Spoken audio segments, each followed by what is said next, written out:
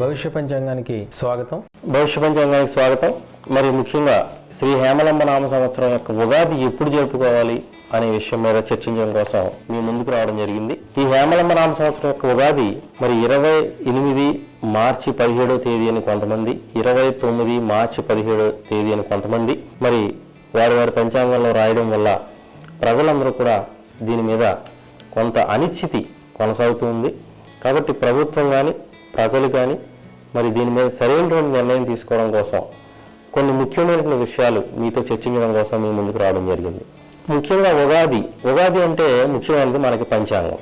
ఈ ఉగాది నిర్ణయం కూడా పంచాంగాన్ని బట్టి జరుగుతుంది. పంచాంగంలో ముఖ్యమైనటువంటిది తిథి, వార, నక్షత్ర, యోగ కరణాలు. ఈ 5టిని కూడా మనం పంచాంగం అని పిలుస్తాం. మరి ఈ పంచాంగం ప్రకారమే ఈ పండుగలు నిర్ణయించడం జరుగుతుంది. మనకు ముఖ్యంగా చాంద్రమానం, సూర్యమానం అనేటువంటి విషయాలు మనకు తెలుసు. చాంద్రమానం అంటే చాంద్రమానం ప్రకారం మనం చంద్రుని బట్టి, చంద్ర ప్రవేశాన్ని బట్టి, అమావాస్య అనేటువంటి తిథిని బట్టి నెలల్ని చైత్ర, వైశాఖ, జ్యేష్ఠ, ఆషాఢ, శ్రావణ, భాద్రపద, ఆశ్వేజ, కార్తీక, మార్గశిర, పుష్య, మాఘ, ఫాల్గుణాలుగా 12 నెలలుగా మనం చాంద్రమానం చేసుకుంటాం. ఈ తెలుగు వారందరం కూడా మనం చాంద్రమానం ప్రకారమే ఈ నెలల్ని నిర్ణయించడం జరుగుతుంది. ఇక సూర్యమానం విషయానికి వస్తే మేష, వృషభ, మిథున, కర్కాటక, సింహ, కన్య, తుల, వృశ్చిక, ధనస్సు, మకర, కుంభమేనాలని మరి సూర్యమానం ప్రకారం మరి ఈ తమిళనాడు ఇతర ప్రాంతాల వారు కూడా సూర్యమానం ప్రకారం చేసుకోవడం జరుగుతుంది.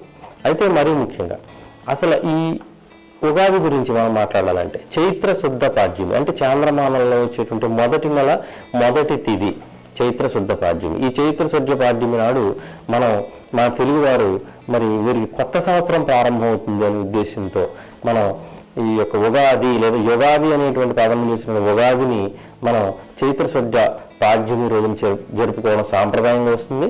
దీన్ని ఉగాది పండుగ అంటున్నాం. దీనికి ప్రత్యేకించి మరి ఉగాది పండుగ ఈ సంవత్సరం ముఖ్యంగా ఈ 28 మార్చి 2017 తేదీని మాత్రమే జరుపుకోవాలి. మరి దానికి సంబంధించి మరి ఎందుకు కాంట్రవర్సీ వచ్చింది అని మనం ఆలోచించినట్టయితే 29/3/17 జరుపుకోవాలని కూడా కొంతమంది పంచాంగాలు రాయడం జరిగింది. అయితే ఇక్కడ ఏది ప్రామాణికం అని మనం ఆలోచించినట్టయితే మరి పూర్వ పద్ధతి అంటే గ్రహలాగం కానీ, గణకానందం కానీ, నరకంఠీరవం కానీ, తిథి చంద్రిక అనేటువంటి మనకి ఈ యొక్క పంచాంగాన్ని తయారు చేసేటువంటి కొన్ని గ్రంథాలు ఉన్నాయి. ఈ పూర్వ పద్ధతి గ్రంథాలు అంటారు వీటిలో. ఈ పూర్వ పద్ధతి గ్రంథాల ద్వారా మరి తిథుల్ని చేయటం వల్ల, ఈ తిథి నక్షత్రాలని గణించటం వల్ల మనకి ఈ విధమైనటువంటి కాంట్రవర్సీ ఏర్పడింది. అసలు మనకి ఈ పంచాంగ గణనానికి 18 మంది సిద్ధాంతులు లేదా 18 సిద్ధాంతకర్తలు మనకి సూర్యుడు, బ్రహ్మ, వ్యాసుడు, వశిష్ఠుడు, అత్రి, మను, పరాశరుడు, కశ్యపుడు, నారదుడు, గర్గ, మరీచి, అంగీరసుడు, లోమసుడు, పౌలి, చవనుడు, యవనుడు, భృగుడు, శౌనకుడు ఈ 18 మంది మరి యొక్క మూల గ్రంథాలను తయారు చేయడం జరిగింది. ఎన్ని మూల గ్రంథాలు ఉన్నప్పటికీ కూడా సూర్య సిద్ధాంతమే ప్రామాణికమైనది. మరి సూర్య సిద్ధాంతం ప్రకారం చేసినటువంటి దృక్సిద్ధ అంటే కంటికి కనిపించేటువంటి ఏదైతే ఉందో దాన్ని మనం పరిశీలించి మరి ఈ విధంగా మనం ఉగాది జరుపుకోవడం, మిగిలిన పండుగలు జరుపుకోవడం కూడా మరి మంచి నిర్ణయంగా చేసుకోవచ్చు. ఇక మరి దీనికి ఆధారం ఏమిటంటే ఇంతకుముందు మనం సాధారణంగా పంచాంగాల్ని ఘడియల్లో లెక్కించేవాళ్ళం. మరి పూర్వీకులకి ఈ విషయం తెలుస్తుంది, పాత వాళ్ళకి, కొత్త వాళ్ళకి తెలియకపోవచ్చు. ఘడియల్లో లెక్కించేవాళ్ళం. అంటే ఘడియల్లో లెక్కించడం అంటే సూర్యోదయం నుంచి మళ్ళీ సూర్యోదయం వరకు ఒక రోజుగా పరిగణించి మరి 60 గడియల కాలాన్ని ఒక రోజుగా పరిగణించేవాళ్ళం. అయితే అప్పుడు కాలగణనానికి ఏం తీసుకున్నాం? కాలగణనానికి మనం ఖచ్చితమైన సన్ డైల్స్ మీకు తెలుసు, సూర్యుడి ఆధారంగా, నీడ ఆధారంగా మనం కొలిచి దాన్నే మనం సమయంగా తీసుకున్నాం. ఎక్కడైనా వివాహం చేయాలంటే అక్కడ సన్ డైల్ ఏర్పాటు చేసుకోవడమో లేకపోతే వేరే పరికరాలు ఏమీ లేని సమయంలో మరి నీడను ఆధారంగా చేసుకోవడమో మరి ఇలా రకరకాలైనటువంటి సందర్భాల ద్వారా మనం చేసుకున్నాం. కానీ ఈ రోజున చూడండి, మనందరం వాచీలు పెట్టుకుంటున్నాం, సెల్ ఫోన్లో టైం తీసుకోవడం జరుగుతుంది. దేన్ని ఆధారంగా మనం దీన్ని చేసుకుంటున్నాం అంటే లేటెస్ట్ టెక్నాలజీ. అంటే ఖచ్చితమైనటువంటి గణన చేయగలుగుతున్నాం.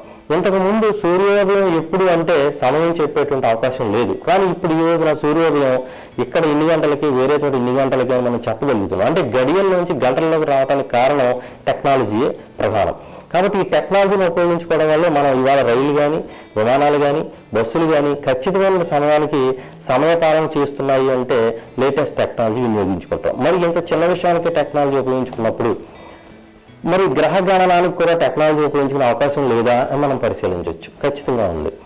మరి ముఖ్యంగా మన ఈ గ్రహ గణితానికి ప్రధానమైనటువంటిది భారతదేశమే, ఇది అందులో అనుమానం లేదు. కానీ ప్రస్తుతం టెక్నాలజీ స్పీడ్ యుగంలో అమెరికా నాసా వారు ఇచ్చేటువంటి ఎఫ్మరీస్ ఆధారంగా చేసేటువంటి గణితాన్ని మనం ఇవాళ దృక్ సిద్ధాంతం అంటున్నాం. దీన్నే భారత ప్రభుత్వం మరి పొజిషనల్ ఆస్ట్రానమీ సెంటర్ కలకత్తా వారు మరి ఈ యొక్క రాష్ట్రీయ పంచాంగాన్ని తయారు చేస్తారు 18 భాషల్లో. మా దాంట్లో తెలుగు భాష కూడా ఉంది. మరి 18 భాషల్లో రాష్ట్రీయ పంచాంగాన్ని తయారు చేస్తున్నారు. ఈ రాష్ట్రీయ పంచాంగంలో కూడా మరి ఈ యొక్క ఉగాది 28/3/17 నిర్ణయించడం జరిగింది. అలాగే మన గతంలో జరిగిన పుష్కరాల తేదీని మనం పరిశీలించినట్టయితే ఈ పొజిషనల్ ఆస్ట్రానమీ సెంటర్ గారు ఇచ్చినటువంటి ఆధారంగానే మనకు పుష్కరాలు నిర్ణయించడం జరిగింది. మరి రకరకాల పుష్కరాలు ప్రారంభమైన రకరకాల తేదీల్లో ప్రారంభమైన ప్రభుత్వం వారు నిర్వహించిన పుష్కరాల్లోనే మరి లక్షలాది జనం చక్కగా పుష్కరాలు ఆచరించడం జరిగింది. దానికి కూడా ఆ డేట్ కూడా మనకి ఈ యొక్క పొజిషనల్ ఆస్ట్రానమీ సెంటర్ లేదా రాష్ట్రీయ పంచాంగం ద్వారా నిర్ణయించడం జరిగింది. కాబట్టి 1953లో భారత ప్రభుత్వం క్యాలెండర్ రిఫార్మ్ కమిటీ వారు నిర్ణయించినటువంటి మరి లహరి అయినాంశ ప్రకారం ఏదైతే ఇవాళ పంచాంగం తయారవుతుందో దాన్ని దృక్సిద్ధ పంచాంగం అంటున్నాం మనం. ఆ దృక్సిద్ధ పంచాంగం నిర్ణయం ప్రకారమే ఉగాది పండుగ చేసుకోవాలి. కాబట్టి ఇందులో సంశయం లేదు. 28/3/17 మనం ఖచ్చితంగా ఉగాది పండుగ నిర్వహించుకోవాల్సి ఉంటుంది. ఇక పంచాంగాన్ని పరిశీలించినట్టయితే పూర్వ పద్ధతి ప్రకారం మనకి 28వ తారీఖున మనకి అమావాస్య ఉదయం 8:30 వరకు ఉంది. 29వ తేదీ పాడ్యం ఉదయం 7 గంటల వరకు ఉన్నట్టుగా వారు చెప్తున్నారు. కానీ దృక్సిద్ధాంతం ప్రకారం 28/3/17 ఆ రోజు సూర్యోదయం 5:50 అయితే అమావాస్య ఉదయం 8:26 వరకు ఉంది. చైత్ర శుద్ధ పాడ్యమి 5:44 పూర్తయింది. అంటే సూర్యోదయానికి ఒక 10 నిమిషాలు ముందుగానే మరి శుద్ధ పాడ్యమి ముగింపు రావటం వల్ల ఖచ్చితంగా 28/3/17 మనం ఈ చైత్ర శుద్ధ పాడ్యమి అంటే ఉగాది పండుగని మనం చేసుకోవాల్సి ఉంది. ఇదంతా కూడా సామాన్య ప్రజలుగా అర్థం కావడం కోసం నేను సామాన్యంగా చెప్పడం జరిగింది. దీంట్లో ఈ యొక్క మరి ఎక్కువ లోతైనటువంటి విషయాలు తీసుకోలేదు. ఎందుకంటే ఈ ఉగాది ఈ పండితులకి కావాల్సిన అవసరం లేదు. పండితులందరికీ విషయం తెలుసు, సామాన్య ప్రజలకు తెలియాలనే ఉద్దేశంతో అత్యంత సాధారణంగా మరి ఉగాది 28/3/2017 జరుపుకోవాలి అనే విషయం మీ ముందుకు రావడం కోసం ఈ విషయాలన్నీ కూడా తీసుకురావడం జరిగింది. కాబట్టి ప్రజలు ప్రభుత్వం ఎవరో కూడా నిస్సంశయంగా ఉగాదిని 28/3/17 మాత్రమే జరుపుకోండి. 29వ తేదీని జరుపుకోవడం శాస్త్ర విరుద్ధం, పంచాంగ విరుద్ధం కూడా.